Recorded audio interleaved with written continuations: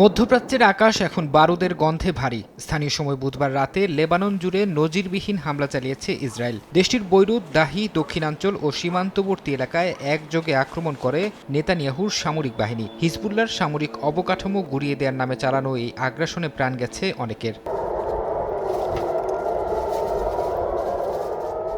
চুপ করে নেই হিজবুল্লাহ। ইরান সমর্থিত এই গোষ্ঠীটি উত্তর ইসরায়েলের হাইফা এবং কিরিয়াত শমনা লক্ষ্য করে মাত্র কয়েক মিনিটে ছুড়েছে শতাধিক রকেট। হিজবুল্লাহর এই আকস্মিক রকেট বৃষ্টিতে লণ্ডভণ্ড হয়ে গেছে ইসরায়েলের উত্তরাঞ্চলের একাধিক বসতি।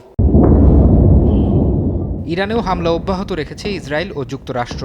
দেশটির মারিভান শহরে ব্যাপক আক্রমণের খবর পাওয়া গেছে। হামলায় বেসামরিক স্থাপনা লক্ষ্যবস্তু করা হয়েছে বলে দাবি ইরানের। এছাড়া এদিন হামলা হয়েছে রাজধানী তেহরানেও।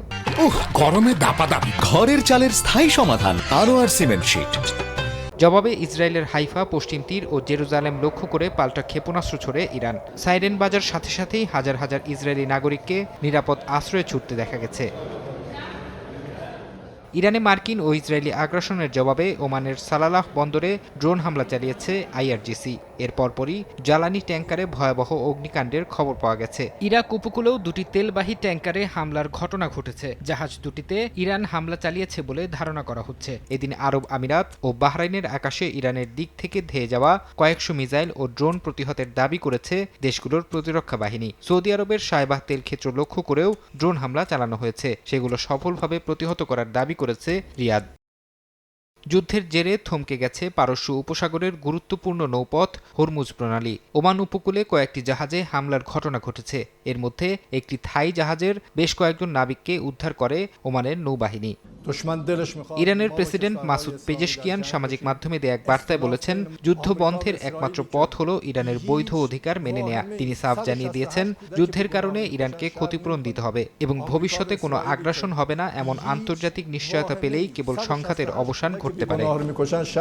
ইরানের এমন অবস্থানের বিপরীতে কঠোর বার্তা দিয়েছেন মার্কিন প্রেসিডেন্ট ডোনাল্ড ট্রাম্প। হোয়াইট হাউসের সামনে সাংবাদিকদের তিনি বলেন, ইরান তাদের নৌবাহিনী ও বিমান বাহিনী হারিয়েছে। তাদের কোনো রাডার বা আকাশ প্রতিরক্ষা ব্যবস্থাও এখন আর অবশিষ্ট নেই। Over the past 11 days, our military has virtually destroyed Iran. Tough country.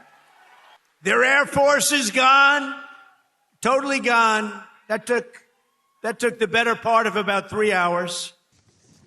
এদিকে উপসাগরীয় দেশগুলোতে ইরানের হামলার তীব্র নিন্দা জানিয়ে জাতিসংঘের নিরাপত্তা পরিষদে একটি প্রস্তাব পাশ হয়েছে। বাহরাইনের নেতৃত্বে উপসাগরীয় সহযোগিতা পরিষদের পক্ষ থেকে এই প্রস্তাব উত্থাপন করা হয়। এর পক্ষে ভোট দিয়েছে 13টি দেশ। তবে ভোটদানে বিরত ছিল রাশিয়া ও চীন। যদিও প্রস্তাবে ইরানে মার্কিন ও ইসরায়েলি আগ্রাসনের বিষয়ে কিছুই বলা হয়নি। ফরহাদ চৌধুরী, সময় সংবাদ।